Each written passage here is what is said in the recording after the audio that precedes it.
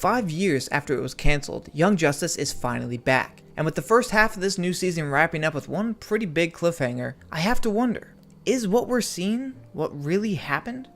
Now, before I get into that, I have to let you know there will be spoilers for Young Justice in this video, so if you haven't seen the new season or any season, go and watch it first. Now that that's out of the way, let's recap. Episode 13 of Outsiders has our heroes finally finding and rescuing Princess Tara from a meta-human trafficking and auction depot. She's reunited with her brother Brion, smiles and good vibes all around. Later, while everyone is asleep, we see Tara get up and check her phone. In the next shot, Deathstroke has received a message simply saying, "I'm in." Cut to black, roll credits. Enjoy waiting for the second half, suckers. Now, anyone familiar with Tara knows what this is leading to, as it has been a story told throughout the years. Most recently in the DC animated film Judas Contract, and in the mid-2000s Teen Titans show. So we're all expecting Tara to have sided with Deathstroke, and will eventually fully betray the team. That's how it went in the other versions. But is that what's happening here? I have my doubts. For one thing, Young Justice isn't shy of putting their own twists on well-known stories and characters, such as the Speed Force not existing in this universe. Yet. And for making Aqualad, freaking Aqualad, a goddamned badass. So them putting a different spin on the Judas Contract storyline wouldn't be too much of a reach.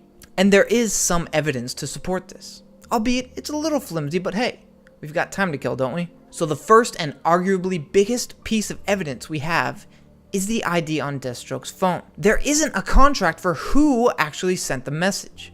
We're led to believe it is Tara.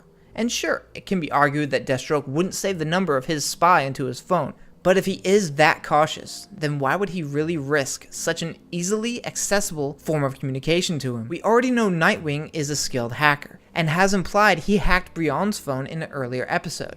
I seriously doubt Deathstroke would be that careless. Another thing I found interesting is this variation of Tara herself. In previous versions, she was an outcast runaway, lacking connection to anyone because of her powers, and is why she is so easily swayed to help Deathstroke after years on the run, because he bonds, manipulates, and helps her control her powers. She even grows romantic feelings for him in the Judas Contract movie. However, this version isn't a runaway.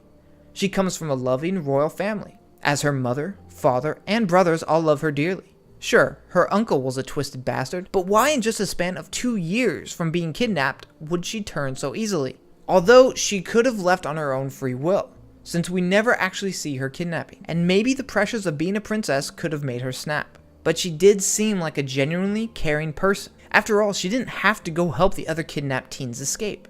She chose to do that. I just don't see it in the character that's been portrayed. That she's just playing the part of a good, caring young girl, especially to her brother. I just don't see it. And the last piece I believe makes this theory plausible is why? Why would they even show us this? Now, granted, a lot of people watching this show would assume she is the traitor, and they're just respecting the audience's knowledge of the character. But this is still the Young Justice crew we're talking about here. Misdirection and manipulating our expectations is what they have been known to do. And I believe that's essentially what they're doing here. It's basically a double bluff. They know we know the story. And they know we know they know we know the story. So I wouldn't put it past them to just be subverting our expectations.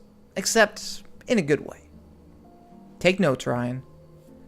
But with all that in mind, it just begs the question. If not Tara, who actually sent the text? Well, I have 3 possible explanations for this. Number 1, an unknown character. Or maybe someone we haven't seen that much of in the show yet. Maybe it could be Orphan, or Spoiler, or even Forager. Okay, not Forager, but you get my point. Think back to when they revealed who the mole was in Season 1. We all thought it was either Artemis, Miss Martian, or Superboy, only for them to turn the tables on us to reveal it was Red Arrow under his clone programming all along. It could be a similar situation here. Speaking of which, number 2, Beast Boy. We've already seen Beast Boy become hypnotized in an earlier episode, and although he manages to break free of it by the end, the possibility is still there that he was given more commands while under the influence of the goggles. After all, he is rather eager to rejoin the hero life after he's been freed. Now, this could just be his character arc coming to fruition, but I've learned not to overlook anything when it comes to this show. And as a side note, if it does turn out to be Beast Boy, It would make an interesting twist given his relationship with Tara in previous iterations. I know he's with Perdita in the Young Justice universe, but I do think it would be an interesting new dynamic to that story. Instead of Tara turning on Beast Boy, it's the other way around, with Tara being left behind as she has to rescue Beast Boy from his mind control and bring him back. It could set up a really good story. And number 3, Doctor Jace. This may seem like the obvious choice, but it is the most likely. Not many fans, at least according to the subreddit, seem to trust her. And it's hard to argue that, especially with the recent episodes. Though she may genuinely care for the children's well-being, it can't be overlooked that she is still a likely suspect. After all, she did work with Bedlam to kidnap teenagers and create metahumans out of them. Made Black Lightning fall for her pretty quickly. I mean, come on, man, that's the honeypot. It's the oldest trick in the book. And not to mention this scene.